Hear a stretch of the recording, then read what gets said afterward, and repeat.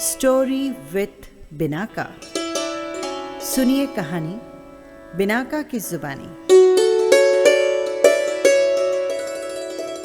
हाजिर है मुंशी प्रेमचंद की कहानी विजय।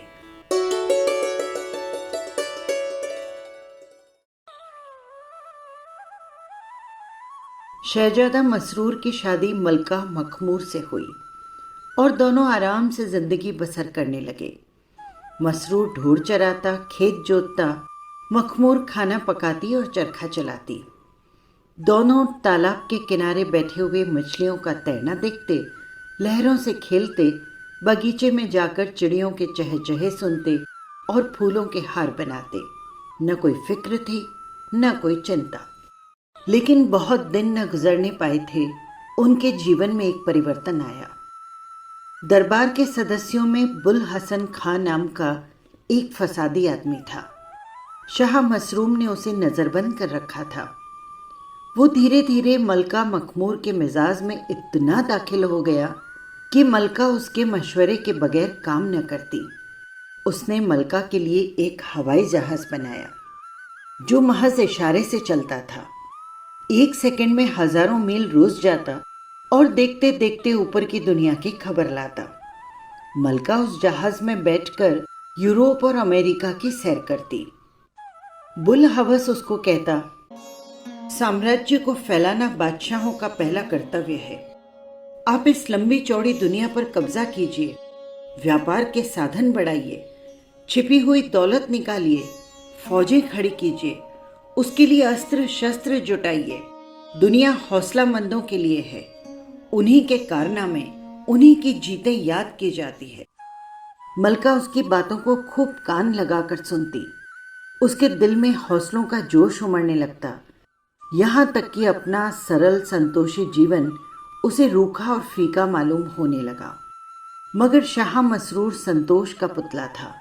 उसकी जिंदगी में वो मुबारक लम्हे होते जब वो एकांत के कुंज में चुपचाप बैठकर जीवन और उसके कारणों पर विचार करता और उसकी विराटता और आश्चर्यों को देखकर श्रद्धा के भाव से चीख उठता। आह, मेरी हस्ती कितनी नाचीज है। उसे मलका के मंसूबों और हौसलों से जरा भी दिलचस्पी न थी। नतीजा ये हुआ कि आपस के प्यार और सच्चाई की जगह संदेह पैदा हो गए। दरबारियों में गिरोह बनने लगे। जीवन का संतोष विदा हो गया। मसरूर को इन सब परेशानियों के लिए, जो उसकी सभ्यता के रास्ते में बाधक थी, धीरज न था। वो एक दिन उठा और सल्तनत मलका के सुपुर्द कर एक पहाड़ी इलाके में जा बैठा। सारा दरबार नई उमंगों से मतवाला हो रहा था। किसी ने बादशाह को रोकने की कोशिश न की। महीनों तो क्या वर्षों बीत गए, किसी को उनकी खबर न मिली। इधर मलका मखमूर ने एक बड़ी फौज खड़ी की और बुल हवस खां को चढ़ाइयों पर रवाना किया। उसने इलाके पर इलाके और मुल्क पर मुल्क जीतने शुरू कर दिए। सोने, चांदी और हीरे जवाहरात के अंबार हवाई जहाज पर लदकर राजधानी को आने लगे। लेकिन आश्चर्य की बात यह थी कि इन रोज बरोज बढ़ती हुई तरक्कियों से मुल्क के अंदरूनी मामले में उपद्रव खड़े होने लगे। वो सूबे जो अब हुक्म के ताबेदार थे, बगावत के झंडे करने लगे। कर्ण सिंह बुंदेला एक फौज लेकर चढ़ाया, मगर अजब की फौज थी। न कोई हरबे हथियार थे, न तोपे, न सिपाहियों के हाथ में बंदूक। उनके हाथ में थे तंबूरे और सारंगियां, बेले, सितार और ताउस। तोपों की धनगरज सदाओं के बदले तबले और मृदंग की कुमक थी। बम गोलों की जगह जल तरंग, ऑर्गन और ऑर्केस्ट्रा था। मलका ने समझा, आन की आन में इस फौज को तितर बितर करती हूं। लेकिन ज्यों ही उसकी फौज कर्ण सिंह के मुकाबले में रवाना हुई, लुभावने, आत्मा को शांति पहुंचाने वाले स्वरों की बाढ़ आ गई। मीठे और सुहाने गानों की बौछार हुई कि मलका की सेना पत्थर की मूर्तों की तरह आत्मविस्मृत होकर खड़ी रह गई। एक क्षण में सिपाहियों की आंखें नशे में डूबने लगी और वो हथेलियां बजा बजा कर नाचने लगे, सर हिला हिला कर उछलने लगे। फिर सब के सब बेजान लाश की तरह गिर पड़े।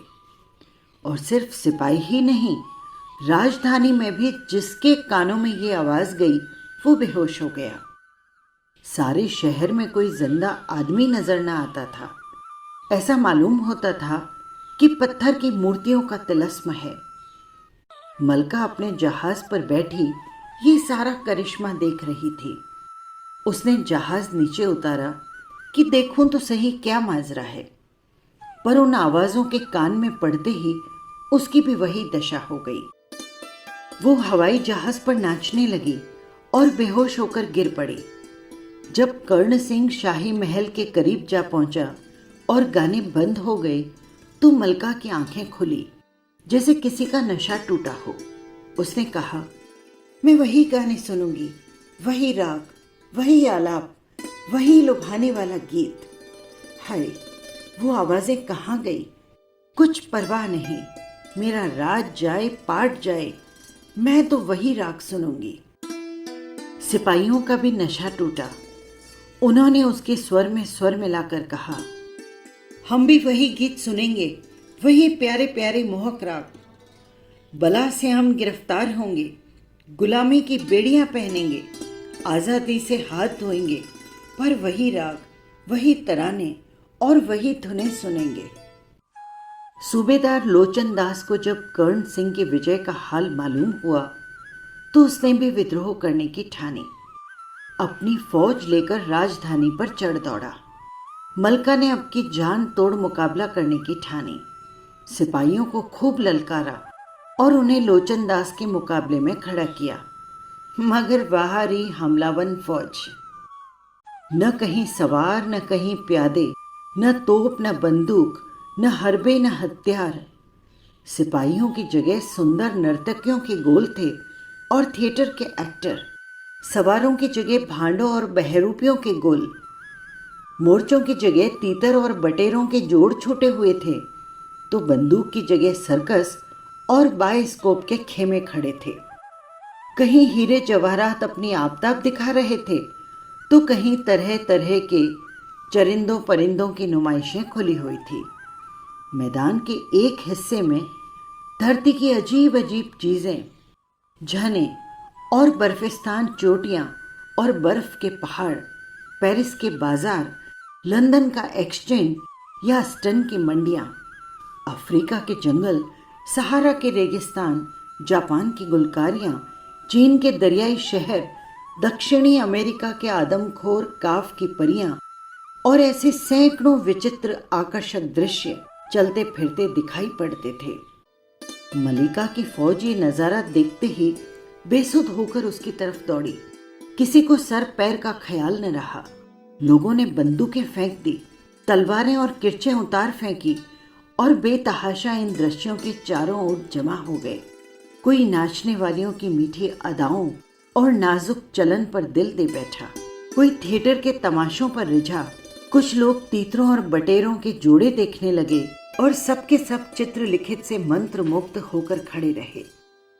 मलका अपनी हवाई जहाज पर बैठी कभी थिएटर की तरफ जाती, कभी सर्कस की तरफ दौड़ती, यहां तक कि वो भी बेहोश हो गई। लोचन दास जब विजय करता हुआ शाही महल में दाखिल हो गया तो मलका की आंखें खुली। उसने कहा, हाय, वो तमाशे कहाँ गए? वो सुंदर सुंदर दृश्य, वो लुभावने दृश्य कहाँ गायब हो गए? मेरा राज जाए पाट जाए, लेकिन मैं ये सैर जरूर देखूंगी। मुझे आज मालूम हुआ कि जिंदगी में क्या क्या मजे हैं। सिपाही भी जागे। उन्होंने एक स्वर में कहा, हम वही सैर और तमाशे देखेंगे। हमें लड़ाई भिड़ाई से कुछ मतलब नहीं। हमको आजादी की परवाह नहीं। हम गुलाम होकर रहेंगे, पैरों की बेड़ियां पहनेंगे, पर इन दिल फरेबियों के बगैर नहीं जिएंगे। मलका को अपनी सल्तनत का ये हाल देखकर बहुत दुख हुआ। वो सोचती, क्या इसी तरह सारा देश मेरे हाथ से निकल जाएगा? अगर शाह मसरूम ने यूं किनारा न किया होता तो सल्तनत की ये हालत कभी न होती। क्या उन्हें ये कैफियतें मालूम न होंगी? यहाँ से दम दम की खबरें उनके पास आ जाती हैं, मगर जरा भी जुम्बिश नहीं करते। कितने बेरहम हैं। खैर, जो कुछ सर पे आएगी सह लूंगी, पर मैं उनकी मिन्नत ना करूंगी। लेकिन जब वो उन आकर्षक गानों को सुनती और दृश्यों को देखती तो ये दुखदायी विचार भूल जाते। उसे अपनी जिंदगी बहुत आनंद की मालूम होती। उधर बुलहवस खां ने लिखा, मैं दुश्मनों से घिर गया हूँ। नफरत अली और कीन खां और ज्वाला सिंह ने चारों तरफ से हमला शुरू कर दिया है। जब तक मेरे पास फौज न आए मैं मजबूर हूँ। पर मलका की फौज ये सैर और गाने छोड़कर जाने को राजी न होती थी। इतने में 2 सूबेदारों ने फिर बगावत की। मिर्जा शमीम और रसराज सिंह दोनों एक होकर राजधानी पर चढ़े। मलका की फौज में अब न लज्जा थी न वीरता। गाने बजाने और सैर तमाशे ने उन्हें आराम तलब बना दिया था। बड़ी बड़ी मुश्किलों से सज सजा कर मैदान में निकले दुश्मन की फौज इंतजार करती खड़ी थी। लेकिन न किसी के पास तलवार थी न बंदूक। सिपाहियों के हाथों में फूलों के गुलदस्ते थे, किसी के हाथ में इत्र की शीशियां, किसी के हाथ में गुलाब के फंवारे, कहीं लेवेंडर की बोतलें, कहीं मुश्क वगैरह की बहार। सारा मैदान इत्र की दुकान बना हुआ था। दूसरी तरफ रसराज की सेना थी। उन सिपाहियों के हाथों में सोने के तश्त थे और वे सब एक खान पोश से ढके हुए। किसी में बर्फी और मलाई थी, किसी में कोरमे और कबाब, किसी में खुरबानी और अंगूर, कहीं कश्मीर की नेमतें सजी हुई थी, कहीं इटली की चटनियों की बहार, तो कहीं पुर्तगाल और फ्रांस की शराब की शीशियां महक रही थी। मलका की फौज ये संजीवनी सुगंध सूंघते ही मतवाली हो गई। लोगों ने हथियार फेंक दिए और इन स्वादिष्ट पदार्थों की ओर दौड़े। कोई हलवे पर गिरा और कोई मलाई पर टूटा। किसी ने कोरमे और कबाब पर हाथ बढ़ाए तो कोई खुरबानी और अंगूर चखने लगा। कोई कश्मीर मुरब्बों की ओर लपका।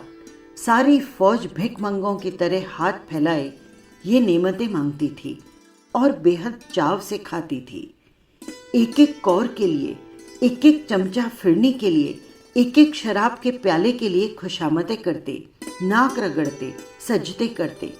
यहाँ तक कि सारी फौज पर एक नशा छा गया। बेदम होकर गिर पड़ी।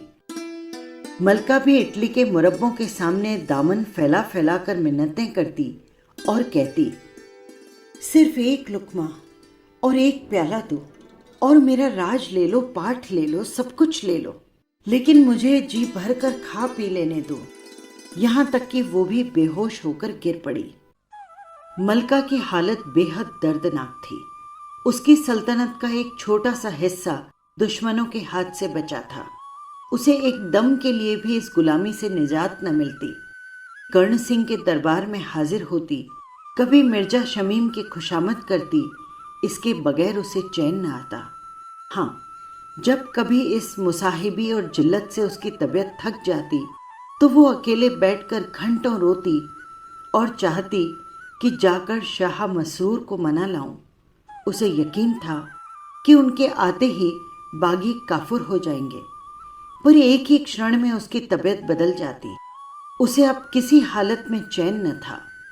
अभी तक बुलहवस खां की स्वामी भक्ति में फर्क न आया था, लेकिन जब उसने सल्तनत की कमजोरी देखी तो वो भी बगावत कर बैठा। उसकी आजमाई हुई फौज के मुकाबले में भला मलका की फौज क्या ठहरती। पहले ही हमले में कदम उखड़ गए। मलका खुद गिरफ्तार हो गई। बुलहवस खां ने उसे एक तस्लीमी कैद खाने में बंद कर दिया। जो सेवक था वो आज स्वामी बन बैठा। ये कैद खाना इतना लंबा चौड़ा था कि कैदी कितना ही भागने की कोशिश करे उसके 4 दीवारी से बाहर नहीं निकल सकता था। वहां संतरी और पहरेदार न थे, लेकिन वहां की हवा में एक खिंचाव था। मलका के पैरों में न बेड़ियां थी न हाथों में हथकड़ियां, लेकिन शरीर का अंग प्रत्यंग तारों से बंधा था। वो अपनी इच्छा से हिल भी न सकती थी। वो अब दिन के दिन बैठी हुई जमीन पर मिट्टी के घरौंदे बनाया करती और समझती कि ये महल है। तरह तरह के स्वांग भरती और समझती दुनिया मुझे देखकर लट्टू हो जाती है। पत्थर टुकड़ों से अपना शरीर गूंथ लेती और समझती अब हूरें भी मेरे सामने मात हैं। वो दरख्तों से पूछती, मैं कितनी खूबसूरत हूँ। शाखों पर बैठी चिड़ियाओं से पूछती, हीरे जवाहरात का ऐसा गुलिबंद क्या तुमने देखा है। मिट्टी की ठीकरों का अंबार लगाती और आसमान से पूछती, इतनी दौलत क्या तुमने देखी है कभी। मालूम नहीं इस हालत में कितने दिन गुजर गए। मिर्जा शमीम और लोचनदास हरदम उसे घेरे रहते। शायद वे उससे डरते थे, ऐसा न हो कि ये शाह मसरूम को कोई संदेश भेज दे। कैद में भी उस पर भरोसा न था। यहाँ तक कि मलका की तबीयत इस कैद से बेजार हो गई। वो निकल भागने की तरकीबें सोचने लगी। इसी हाल में एक दिन मलका बैठी सोच रही थी कि मैं क्या हो गई। जो मेरे इशारों के गुलाम थे अब वो मेरे मालिक हैं। मुझे जिस तरह चाहते हैं बिठाते हैं, जहाँ चाहते हैं घुमाते हैं। अफसोस मैंने शाह मसरूर का कहना न माना। ये सब उसी की सजा है। काश एक बार मुझे किसी तरह इस कैद से छुटकारा मिल जाए तो मैं चलकर उनके पैरों पर सिर रख देती और कहती, लौंडी की खता माफ कीजिए। मैं खून के आंसू रोती और उन्हें मना लाती और फिर कभी उनके हुक्म से इनकार न करती। मैंने इस नमक हराम बुल हवास खां की बातों में पड़कर उन्हें निर्वासित कर दिया। मेरी अक्ल कहाँ चली गई थी। ये सोचते सोचते मलका रोने लगी कि यकायक उसने देखा सामने एक खिले हुए मुखड़े वाला गंभीर पुरुष सादा कपड़े पहने खड़ा है। मलका ने आश्चर्यचकित होकर पूछा, कौन हैं आप? यहां मैंने आपको कभी नहीं देखा। हाँ, मैं कैद खाने में बहुत कम आता हूं। मेरा काम है कि जब कैदियों की तबीयत यहां से बेजार हो तो उन्हें यहां से निकलने में मदद दूं। आपका नाम? संतोख सिंह। क्या आप मुझे इस कैद से छुटकारा दिला सकते हैं? हाँ, मेरा तो काम ही यही है, लेकिन उसके लिए मेरी हिदायतों पर चलना पड़ेगा। मैं आपके हुक्म से जौ भर भी इधर उधर न करूंगी। खुदा के लिए मुझे यहां से जल्द निकालिए। मैं मरते दम तक आपकी शुक्रगुजार रहूंगी। आप कहाँ चलना चाहती हैं? मैं शाह मसरूम के पास जाना चाहती हूँ। क्या आप जानते हैं कि वो आजकल कहाँ हैं? हाँ, मालूम है। मैं उन्हीं का नौकर हूँ। उन्हीं की तरफ से मैं इस काम पर तैनात हूँ। तो खुदा के वास्ते मुझे जल्दी से ले चलिए। मुझे अब यहाँ पर एक घड़ी भी नहीं रहना। मेरा जी बहुत भारी हो रहा है। अच्छा, तो ये रेशमी और ये सोने के जवाहरात उतार कर फेंक दो। बुल हवास ने इन्हीं जंजीरों में तुम्हें जकड़ दिया है। मोटे से मोटा जो कपड़ा मिल सके उसे पहन लो। इन मिट्टी के घरौंदों को गिरा दो। इत्र और गुलाब की शीशियां, साबुन की बट्टियां और ये पाउडर के डिब्बे सब फेंक दो। मलका ने पाउडर और शीशियों को तड़ाक तड़ाक कर पटक दिए। सोने के जेवरों को उतार कर फेंक दिया कि इतने में बुल हवस खां दहाड़े मार मार कर रोता हुआ आकर खड़ा हुआ और हाथ बांध कर कहने लगा, दोनों जहान की मलिका, मैं आपका नाचीज गुलाम हूं। क्या आप मुझसे नाराज हैं? मलका ने बदला लेने के अपने जोश में मिट्टी के घरौंदों को पैरों से ठुकरा दिया। ठीकरों के अंबार को ठोकरे मारकर बिखेर दिया। बुल हवस खां के शरीर का एक एक अंग कटकर गिरने लगा। वो बेदम होकर जमीन पर गिर पड़ा और एक ही पल में जहन्नुम को रसीद हो गया। संतोख खां ने मलका से कहा, देखा तुमने, इस दुश्मन को तुम कितना डरावना समझती थी और ये एक ही पल में खाक में मिल गया। काश मुझे ये हिकमत मालूम होती तो मैं कभी की आजाद हो जाती, लेकिन अभी तो और भी दुश्मन हैं। उनको मारना इससे भी आसान है। चलो कर्ण सिंह के पास। जो ही वो अपना सुर अलापने लगे और मीठी मीठी बातें करने लगे, कानों पर हाथ रख लेना। देखो, अदृश्य के पर्दे से फिर चीजें सामने आती है। मलका कर्ण सिंह के दरबार में पहुंची। उसे देखते ही चारों तरफ से ध्रुपद और तिल्लाने के वार होने लगे। पियानो बजने लगे। मलका ने अपने कानों को बंद कर लिया। कर्ण सिंह के दरबार में आग का शोला उठने लगा। सारे दरबारी जलने लगे। कर्ण सिंह दौड़ा हुआ आया और बड़े विनय पूर्वक मलका के पैरों में गिरकर बोला, हुजूर, अपने इस हमेशा के गुलाम पर रहम करें, कानों पर से हाथ हटा लें, वरना इस गरीब की जान पर बनाएगी। अब कभी हुजूर की शान में गुस्ताखी न होगी। मलका ने कहा, अच्छा, जा तेरी जान बख्शी। अब कभी बगावत न करना, वरना जान से हाथ धोएगा। कर्ण सिंह ने संतोख सिंह की तरह प्रलय की आंखों से देखकर सिर्फ इतना ही कहा, जालिम, तुझे मौत भी नहीं आई और बेतहाशा गिरता पड़ता भागा। संतोख सिंह ने मलका से कहा, देखा तुमने, इनको मारना कितना आसान था। अब चलो लोचन दास के पास। जो ही वो अपने करिश्मे दिखाने लगे, दोनों आंखें बंद कर लेना। मलका लोचन दास के दरबार में पहुंची। उसे देखते ही लोचन दास ने अपनी शक्ति का प्रदर्शन करना शुरू किया। ड्रामे होने लगे। नर्तकों ने थिरकना शुरू किया। लाजो जमुर्द की किश्तियां सामने आने लगी, लेकिन मलका ने दोनों आंखें बंद कर ली। कुछ ही पल में वो ड्रामे और सर्कस और नाचने वालों के गिरोह खाक में मिल गए। लोचन दास के चेहरे पर हवाइयां उड़ने लगी। निराशापूर्ण धैर्य के साथ चिल्ला चिल्ला कर कहने लगा, ये तमाशे देखो, ये पेरिस के कहवे खाने, ये मिस एलीन का नाच है। देखो, अंग्रेज रईस उस पर कितनी उदारता से सोने और हीरे जवाहरात निछावर कर रहे हैं। जिसने ये सैर तमाशे न देखे, उसकी जिंदगी मौत से बदतर है। लेकिन मलका ने आंखें न खोली।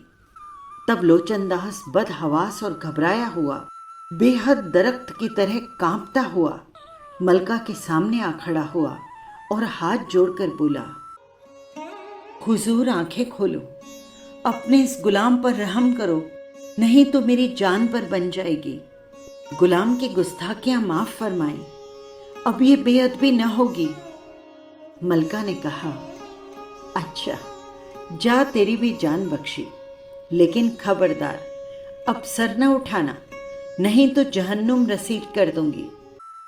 लोचन दास ये सुनते ही गिरता पड़ता जान लेकर भागा। फिर घूमकर पीछे भी न देखा। संतोख सिंह ने मलका से कहा, अब चलो मिर्जा शमीम और रसराज के पास। वहां एक हाथ से नाक बंद कर लेना और दूसरे हाथ से खानों के तश्त को जमीन पर गिरा देना। मलका रसराज और शमीम के दरबार में पहुंची। उन्होंने जो संतोख को मलका के साथ देखा तो उनके होश उड़ गए। मिर्जा शमीम ने कस्तूरी और केसर की लपटें उड़ाना शुरू की। रसराज स्वादिष्ट खानों के तख्त सजा सजा कर मलका के सामने लाने लगा और उनकी तारीफ करने लगा। ये पुर्तगाल 3 आंच की दी हुई शराब है, इसे पिए तो बुढ़ा भी जवान हो जाए।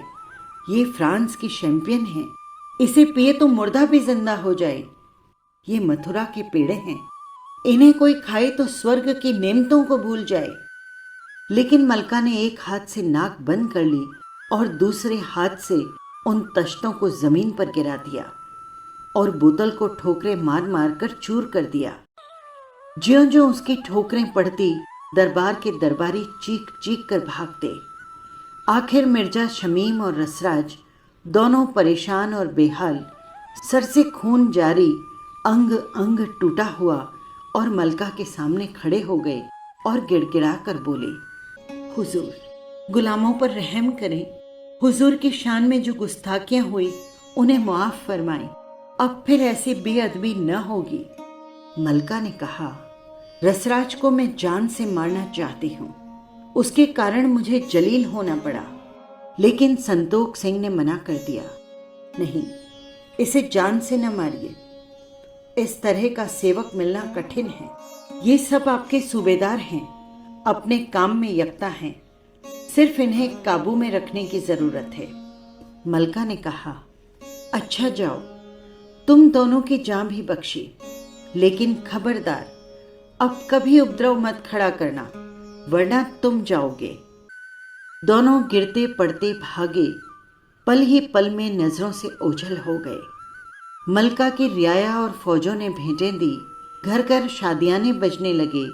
चारों बागी सूबेदार शहपनाह के पास छापा मारने की घात में बैठ गए। लेकिन संतोख सिंह जब रियाया और फौज को मस्जिद में शुक्रिया की नमाज अदा करने के लिए ले गया तो बागियों को कोई उम्मीद न रही। वो निराश होकर चले गए। जब इन कामों से फुर्सत हुई तो मलका ने संतोख सिंह से कहा, मेरे पास अल्फाज नहीं हैं, मुझ में इतनी ताकत नहीं कि मैं आपके एहसानों का शुक्रिया अदा कर सकूं। आपने मुझे गुलामी ताकत से छुटकारा दिया। मैं आखिरी दम तक आपके जस गाऊंगी।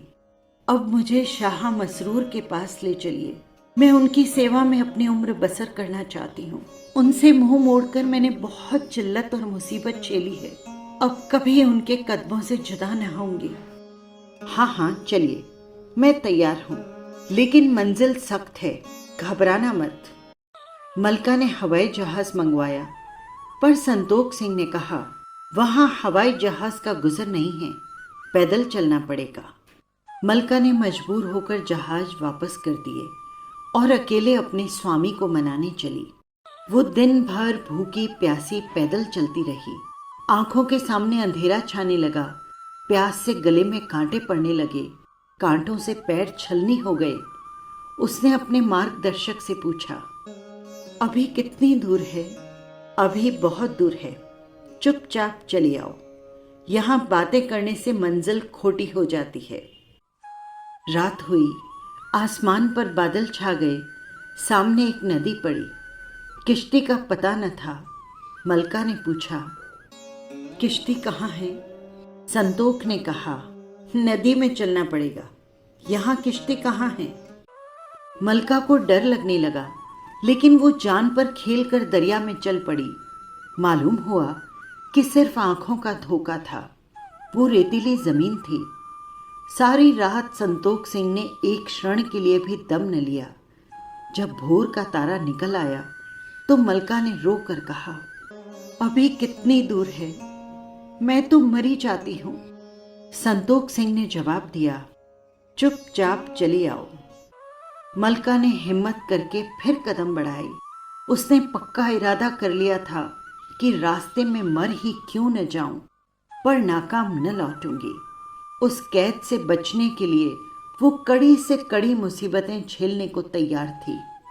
सूरज निकला, सामने एक पहाड़ नजर आया जिसकी चोटियां आसमान में घुसी हुई थी। संतोख सिंह ने पूछा, इसी पहाड़ी की सबसे ऊंची चोटी पर शाह मसरूर मिलेंगे, क्या चढ़ सकोगी? मलका ने धीरज से कहा, हाँ, चढ़ने की कोशिश करूंगी। बादशाह से भेंट होने की उम्मीद ने उसके बेजान पैरों में पड़ लगा दिए। वो तेजी से कदम उठाकर पहाड़ों पर चढ़ने लगी। पहाड़ के बीचों बीच आते आते वो थक कर बैठ गई। उसे गश आ गया। मालूम हुआ कि दम निकल जाएगा। उसने निराश आंखों से अपने मित्र को देखा। संतोख सिंह ने कहा, एक दफा और हिम्मत करो, दिल में खुदा को याद करो मलका। मलका ने खुदा को याद किया। उसकी आंखें खुल गई। वो फुर्ती से उठी और एक ही हल्ले में चोटी पर जा पहुंची। उसने एक ठंडी सांस ली। वहां शुद्ध हवा में सांस लेते ही मलका के शरीर में एक नई जिंदगी का अनुभव हुआ। उसका चेहरा दमकने लगा। ऐसा मालूम होने लगा कि मैं चाहूं तो हवा में उड़ सकती हूँ। उसने खुश होकर संतोख सिंह की तरफ देखा और आश्चर्य के सागर में डूब गई। शरीर वही था, पर चेहरा शाह मसरूम का था। मलका ने फिर उसकी तरफ अचरज की आंखों से देखा। संतोख सिंह के शरीर से एक बादल का पर्दा हट गया और मलका को वहां शाह मसरूर खड़े नजर आए। वही हल्का नीला कुर्ता, वही गेरुए रंग के कपड़े। उनके मुखमंडल से तेज की कांति बरस रही थी। माथा तारों की तरह चमक रहा था। मलका उनके पैरों में गिर पड़ी और शाह मसरूर ने उन्हें अपने सीने से लगा लिया। बस यही थी कहानी। आपको कैसी लगी कमेंट बॉक्स में ज़रूर लिखिएगा। और हाँ, यदि आपने चैनल को सब्सक्राइब नहीं किया है तो कर लीजिएगा, जिससे हर कहानी सीधे पहुंच सके आप तक। फिर मिलेंगे किसी नई कहानी के साथ। नमस्कार।